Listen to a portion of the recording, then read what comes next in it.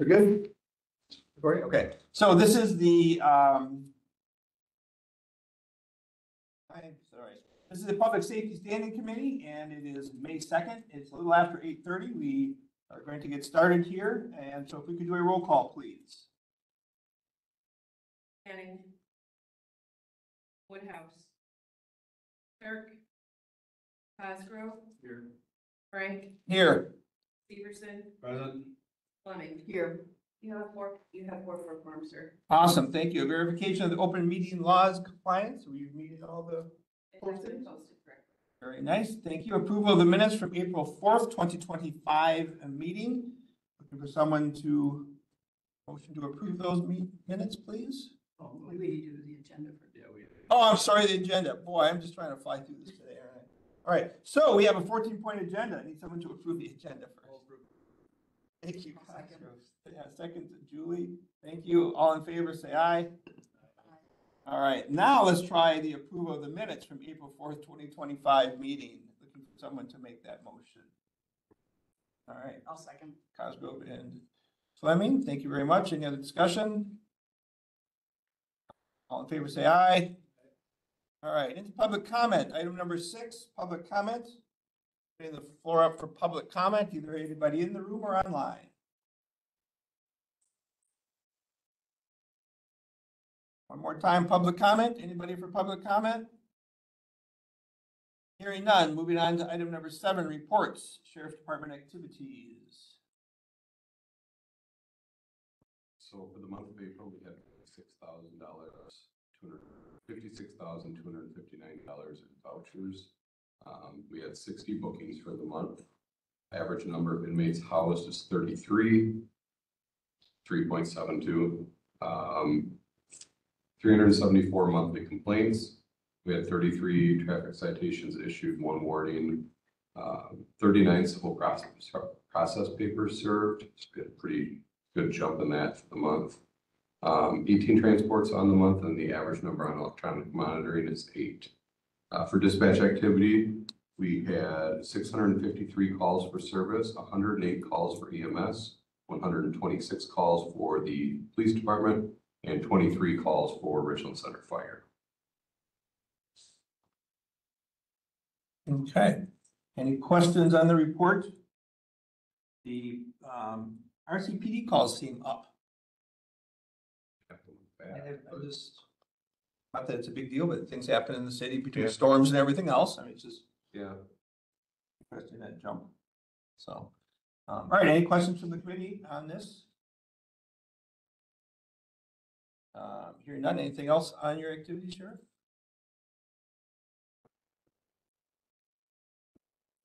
Okay. Item B is the coroner report, and I know Mike said he was not going to be able to make it here. He was covering some shifts for the ambulance. So, do you have anything? Let me check quick, but I don't believe I do. So I'm routing all that through Mike later. Other than short-staffed and trying to get deputy coroners is a constant problem. Email doesn't want to open today.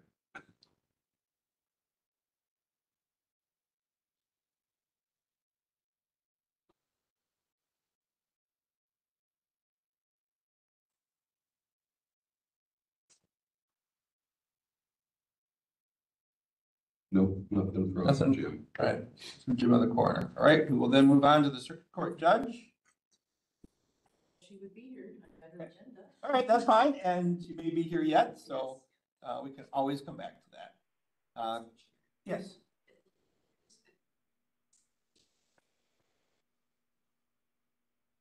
That's Stacy. Kleist. Oh, sorry. That's Good okay. morning. Morning, Stacy. How are you today? Good. How are you guys? Doing good. We are at letter D right now, clerk of court. Right. I'm downstairs in my office. I'm taking advantage of the WebEx option so that I can continue working on the monthly report for the state and county treasurers so I can get paid out to the county and to the state the monies that we collected in April. And also so I can do some more work on the yearly financial statistics that are due to the Director of State Courts office. That's what the county gets their state aid based on. So it's a very important report important deadlines, and I kind of have to work on this stuff in like fits and spurts around other activities. Whenever we're doubled up with judges, that takes precedence. I've been clerking a lot of those types of hearings, and so today is a day that I think that I might be able to hammer these other items out and get them done. So some things that are presently occurring in our office. Sarah is leading the effort to better store and manage trial exhibits that we have to keep. We have to keep those for a Supreme Court retention period that runs the same as the case file. So if they're felony files, it may be 50 years, it could be higher depending on the severity of the felony. Misdemeanor cases, 20 years from the date of disposition. And that's the same for civil cases outside of dismissed small claims cases. Family cases are even longer. I think they're presently 40 years. So she came up with an idea to modify some of our case file shelving in the fire safe vault that sits in between the two office parts of the area that we occupy in this building. We don't have to have any help from maintenance to do this modification. It's really just a simple thing we can do ourselves by strategically removing certain rows or certain segments of rows within the rolling vault to make it so that we can place exhibits, even if they're like large cardboards or boxes or whatever, we can place them within this shelving that's in the fire safe vault rather than in the back vault, which is where I work, where my office is at. And that room, of course, is at fire safe. So it's something that we've wanted to do for a long time. We try not to store things down in the basement vaults anymore because of the mold down there and just all of the issues with that. So what we are doing after we take out segments of shelving, I brought some bungee cords from home, some little stretchy ones, and we're going to figure out the dimensions, the size that we need for in there, take out the relevant areas of shelving, and then we will secure bungee cords around the exhibits on the outside of them to make kind of like a little area that gives a little, but so that the exhibits don't fly off the shelf every time we have to move those rolling shelves to access the older case files, if that makes sense.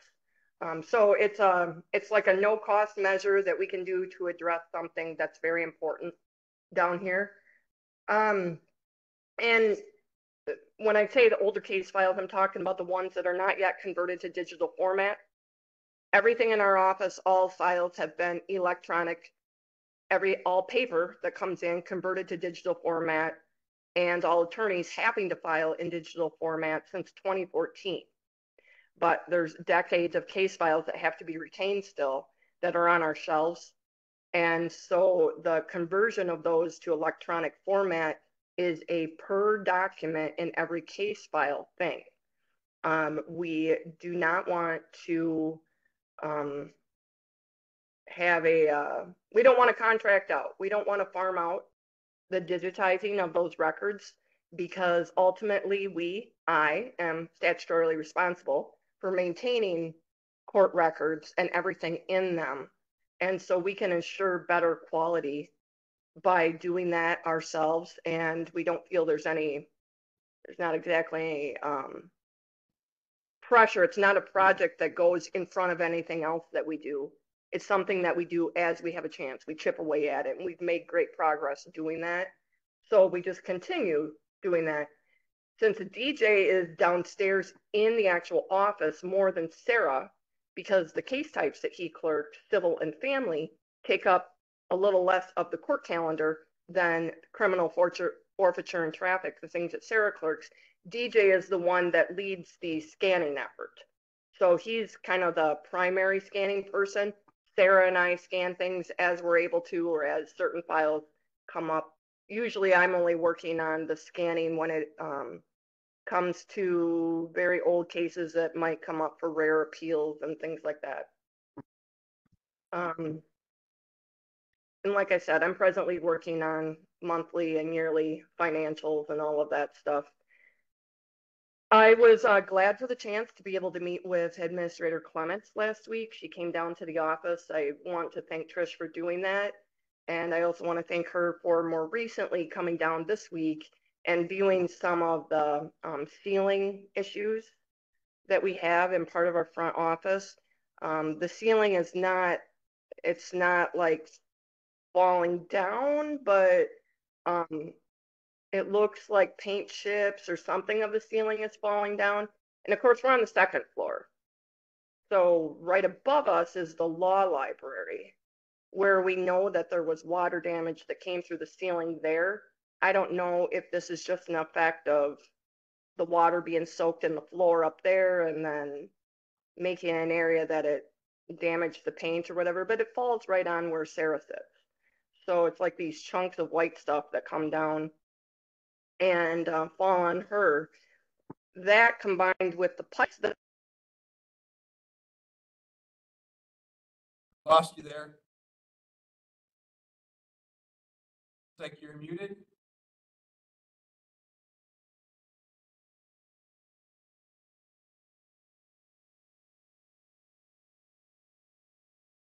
Stacy, we lost you. Lost you at plexiglass.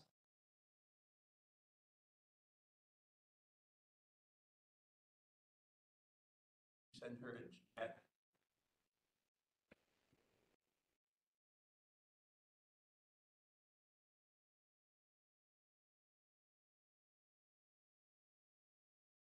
Something muted or something happened. We're not hearing you.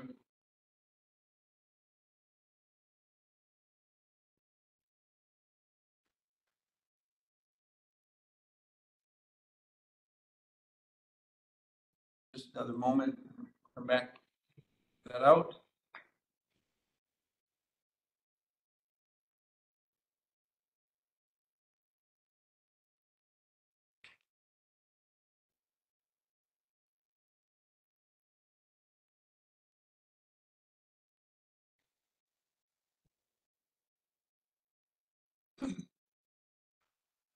Another moment.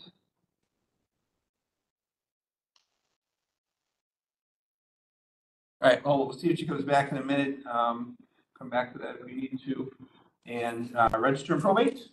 Well, just to add to what Stacy was talking about, where water was coming in the walls, my desk was saturated with water because the water fountain up right outside of the courtroom, something happened where water was just spewing out of it and it had nowhere to go.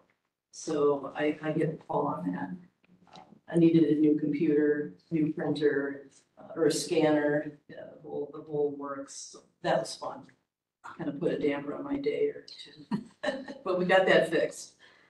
So in the probate office, we have just been busy, just with everyday duties, scheduling on a busy court calendar. More so this time of year. I know I was here last, I don't know, November, December.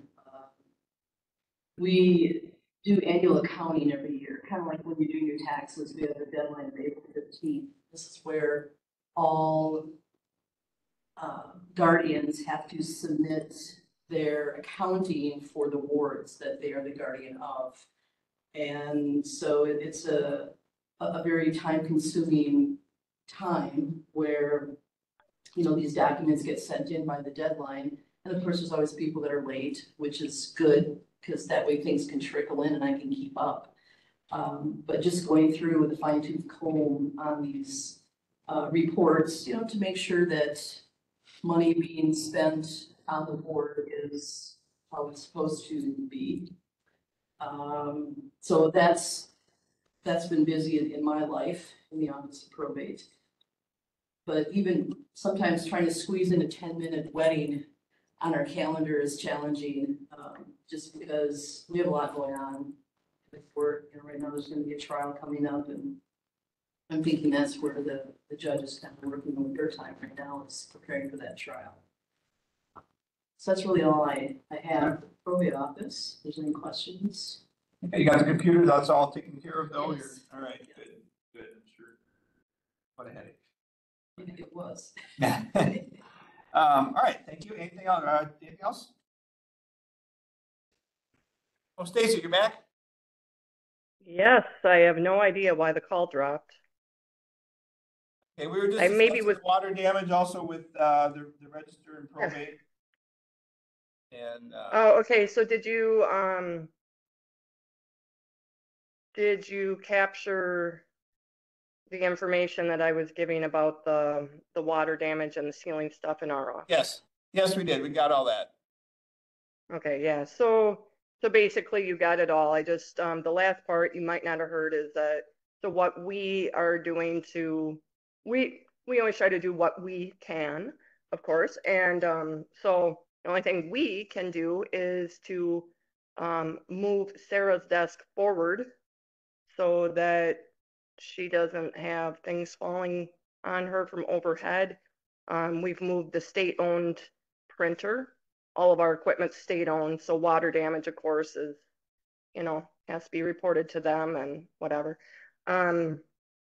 But we've moved that forward too. It's made the front office extremely cramped. It wasn't luxuriously spaced before. But any rate, I hope that something could be addressed there.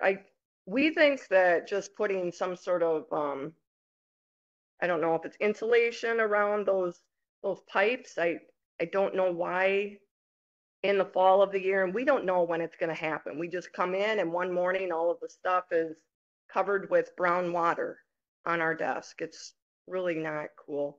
But maybe it's I don't know what it is, a thing. But Sounds it like they did not already have a happen until the last 2 years. It has not been, it's not a recurring thing that we should just be used to. It's something is wrong. Yep, it sounds like they have a plan for that, so that's good to hear. Hopefully, and hopefully they take care of that then before it does it again this fall. But yeah, it would be nice to be able to move the desk back into place and the printer back in place, because it's one of those things. We're probably going to have to put bumper guards on the sides of the desk so we don't keep ramming our legs into stuff. It's just, it's cramped, but whatever. Okay. Yeah, it's a first world problem, I realize. Thank you. And whatever questions you guys have, I'm open for. Questions for Stacy? Nothing for the committee at this time? All right. Thank you very much, Stacy. Thank you. Thank you for getting all the financial paperwork done. Always part of my job.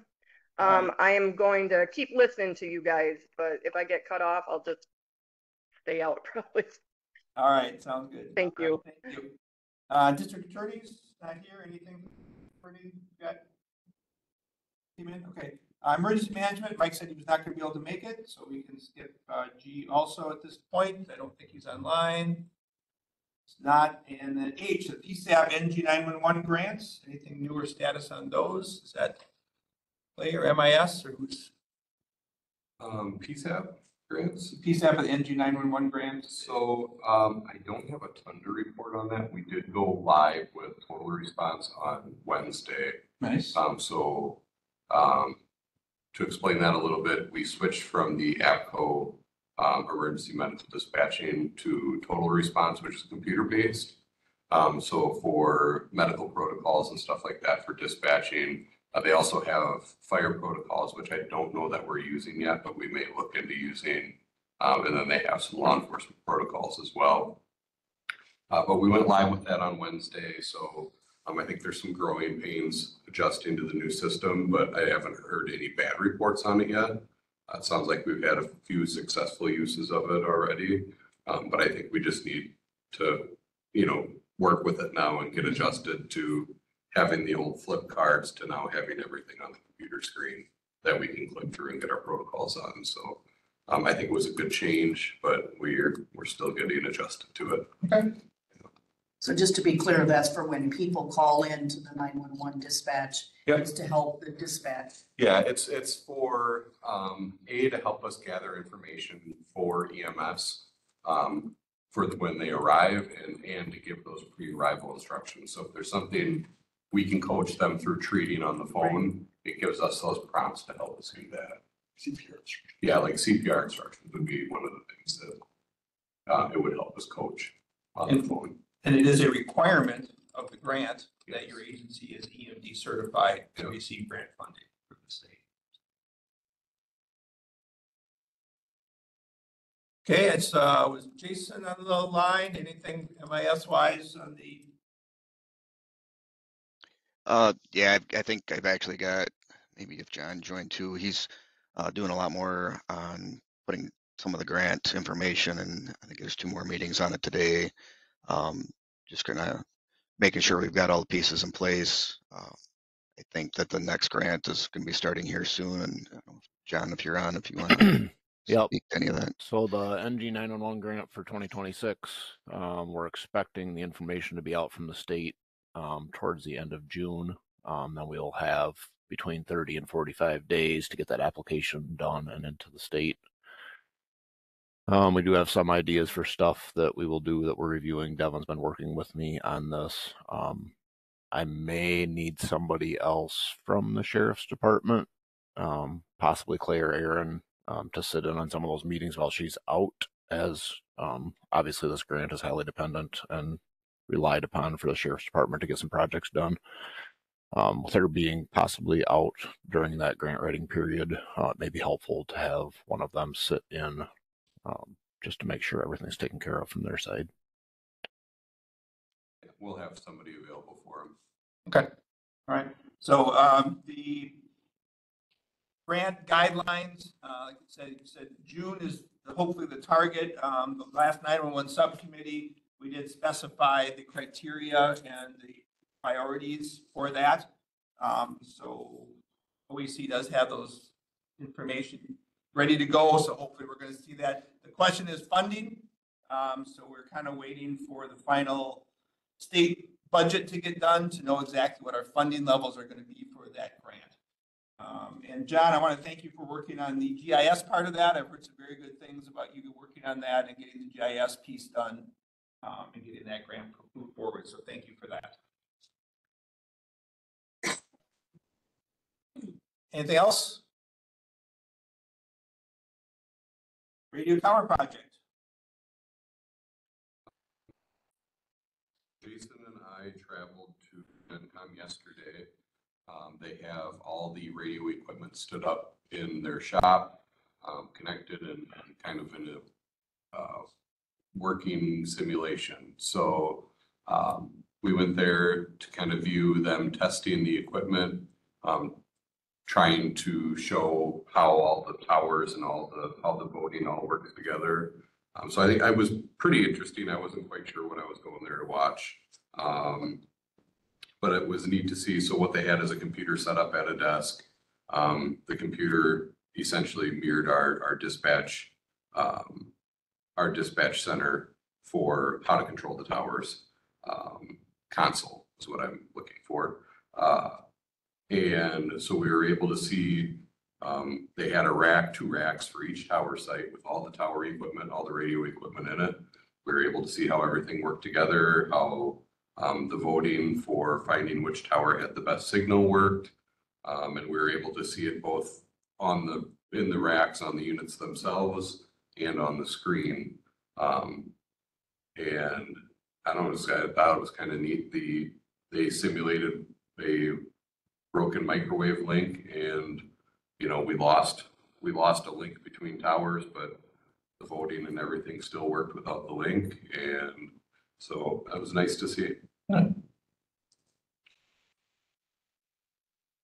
Jason, you have anything further on that? Just some of the other items, I guess, would be I believe we're the Yuba, the last tower site lease, hopefully getting that signed in the coming weeks here. And then that'll be securing the last site. And ideally that will kind of fall in the same rotation with all the other leases for renewals. They're a little bit of a snag, not necessarily holding a lot up at this point, but some of the frequencies, some of the other surrounding agencies looking at possible interference. So that's kind of a little bit of a hold up on moving a couple of things forward, but hopefully sounded like possibly within the next month, they'll be potentially having the crews scheduled for tower climbing. And then we can actually start getting some of the equipment into some of the sites and start seeing a little bit more activity that way. All right, and we will, I see we do have the maintenance question coming up and an agenda item coming up here, so we'll follow up on that.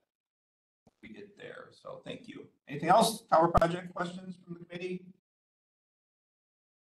All right, courthouse security report. Do we have anything? I don't think there's been a courthouse security meeting since the last time.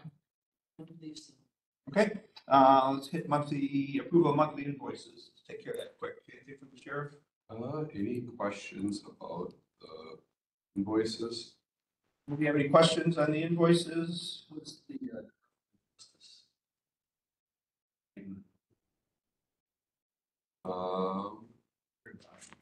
very bottom. Department of Justice time, 2004. Tax certifications. That's your time network. No, Yeah, it's transactions. yeah, circuit charge, access charge. So it's for us to maintain the connection to the time system. Yeah. What is the new squad equipment, that 15,000? So part of it, or maybe all of it, I just have to double check the bill. It is the cameras for the 2 new cars. So which number is that? Number 19. 19.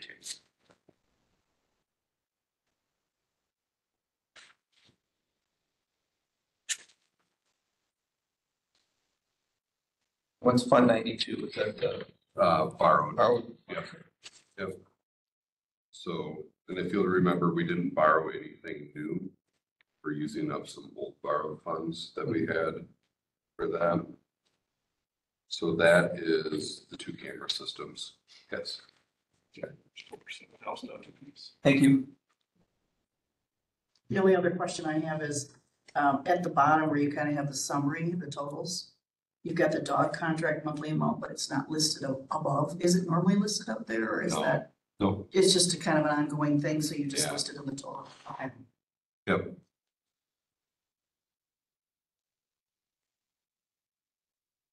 Questions on the bills? Hearing none, looking for a motion to approve those. Second. Any further discussion? All in favor, say aye. Anyone opposed? All right. Discussion radio, number 9, discussion radio tower project subscriber equipment funding purchase. So we talked about this last month, and I then was able to talk. So the basis is, what do we do for the subscribers, the people, the fire departments, the EMS agencies that need access to the tower, the new radio equipment that don't have the proper radio equipment? They've got older equipment. How is that going to be funded? There is a portion of the money, the borrowed money that is set aside for that. And what criteria are we going to use? Do we have a cost sharing? There's all kinds of questions, and that needs to be addressed fairly quickly. I did mention this to Josh, and Josh is from the Highway Department.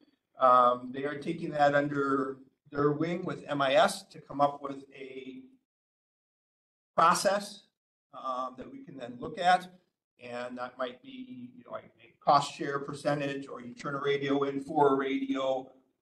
And that General Communications was talking about going out and inspecting and checking all the radios to see what is workable, what isn't workable, what needs to be updated, and then set the criteria, help set the criteria for how do we disperse that money, how do we purchase radios, how do we do that.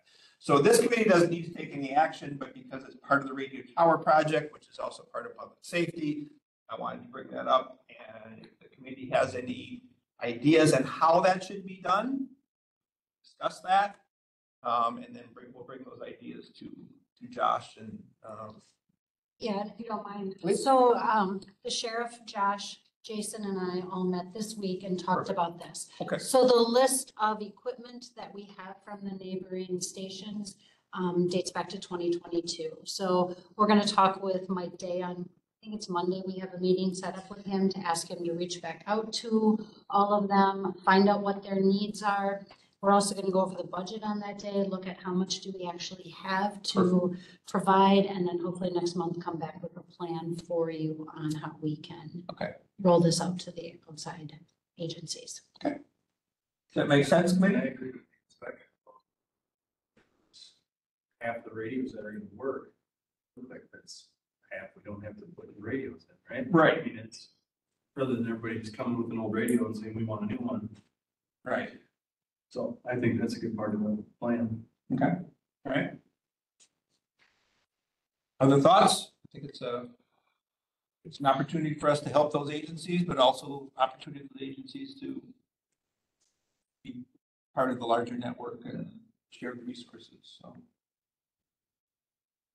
All right, other thoughts? All right, then we will move on to that, on from that, and item number 10, discussion and possible action, radio tower project ongoing maintenance funding.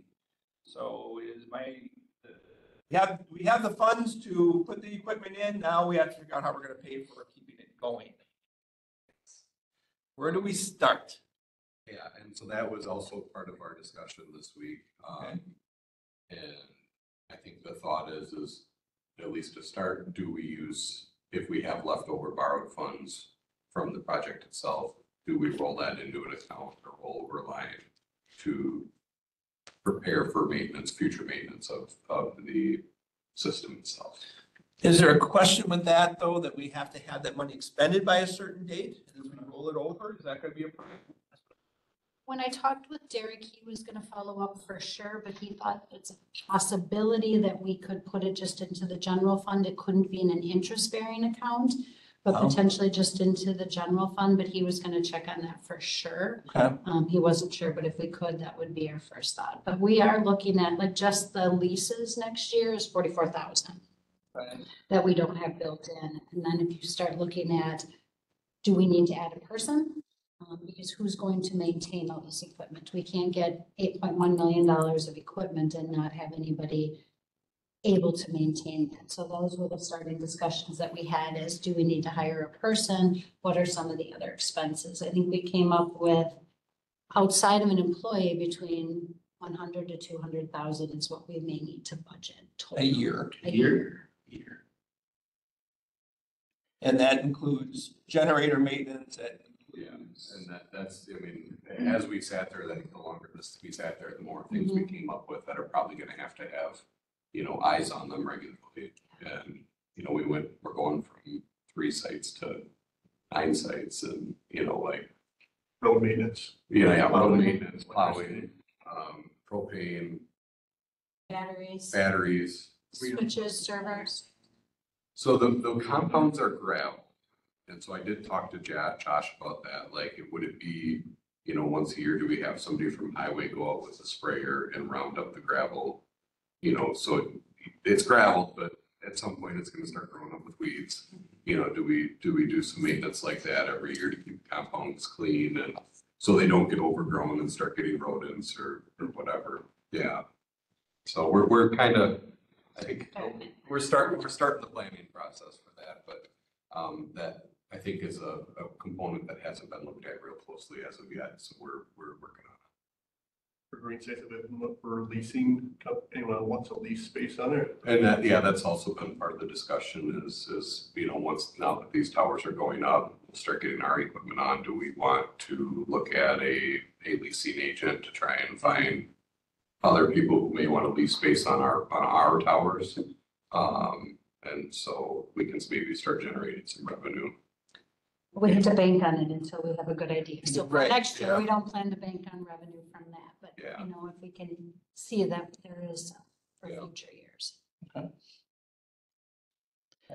So, with budget coming up, what do you need? Anything you need from the committee, I guess? At this point, it sounds like you're already taking the wheels turn. We're working on it, yeah. And I think the biggest thing we might need is support of an employee.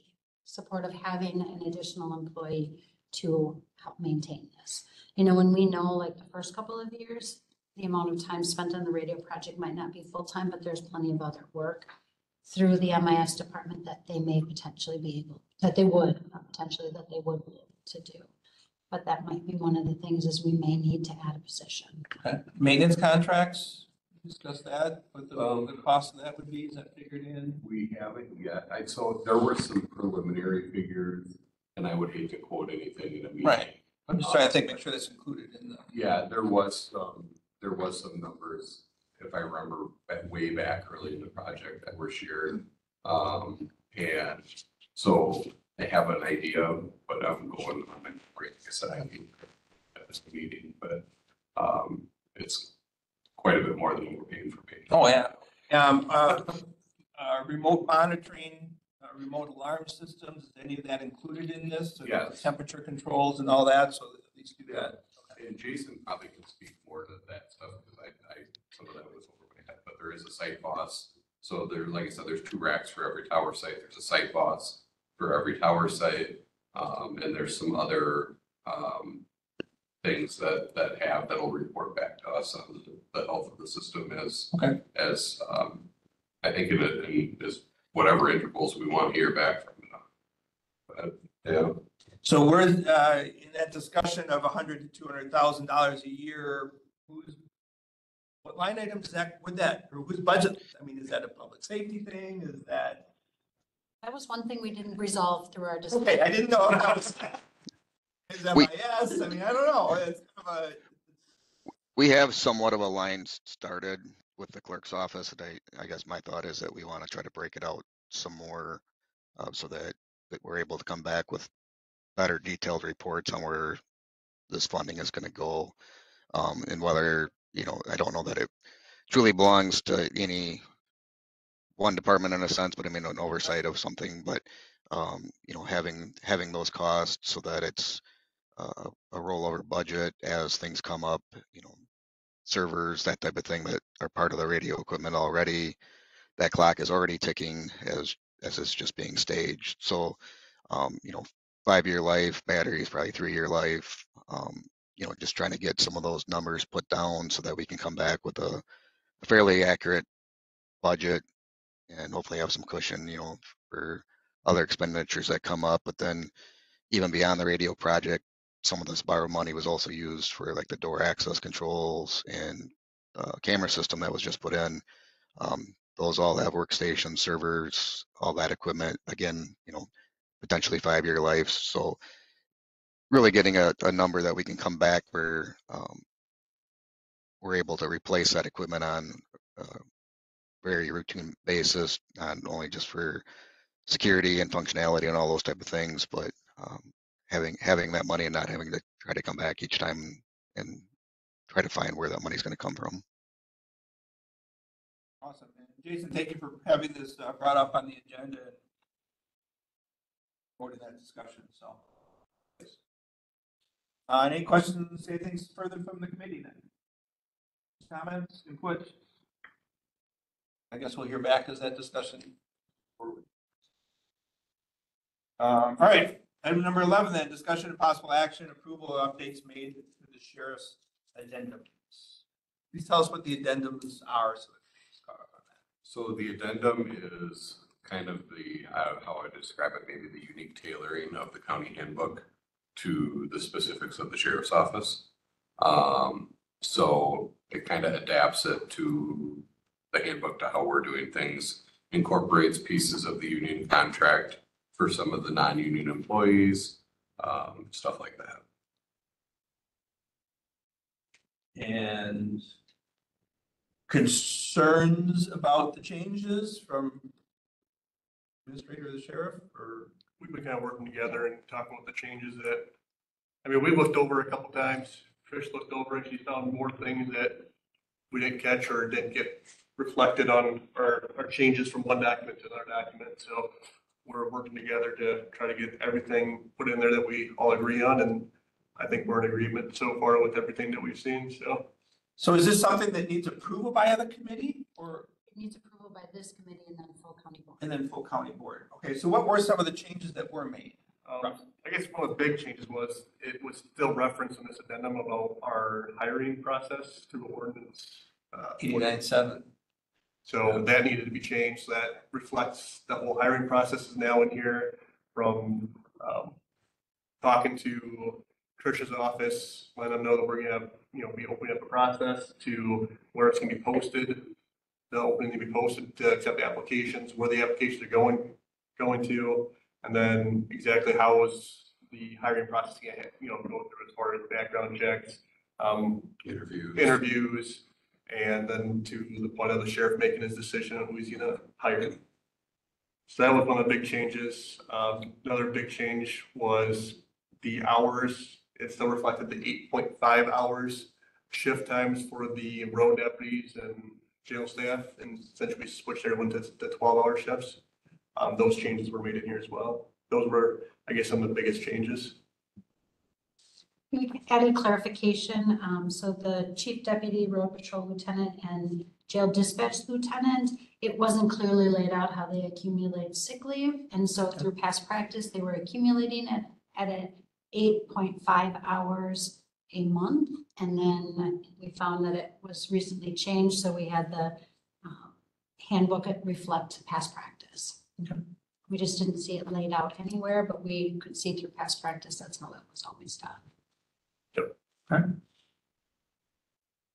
Anything else? Questions from the committee? This is something we will need a motion and approval on to move forward. Any changes from the document that we have that you guys? There's a couple small changes. It's more of just like, talked about the committee was finance and personnel committee instead of the executive finance. So we're changing that type of language in there. There was a section, I think in the old one, was it 21, that we removed. It's just talking about the breakdown of hourly rates, but we don't need that anymore as well. And under vacation, we'll just like add a sentence that'll say vacation will be accrued per pay period instead of dumps of time, because that is one thing that we're changing it. That's the new. So we'll just add a line to update that. And then there's just a couple of like formatting issues that we will clean up before it comes to the board. Okay. Questions from the committee? Make a motion to push it forward if everybody involved is comfortable with it. Okay, motion from Second. from Julie. Any further discussion? Hearing none, all in favor say aye. Anyone opposed? Put on. Good, thank you. Item number 12 then, correspondence. Any correspondence, mail information, anything from anybody? This is good stuff. Future agenda items? Topics? Hearing none, looking number 14, adjournment, promotion to adjourn. I'll make a motion to adjourn. All right. Carrie second. All in favor? Aye. Thank you very much. 45 minutes now.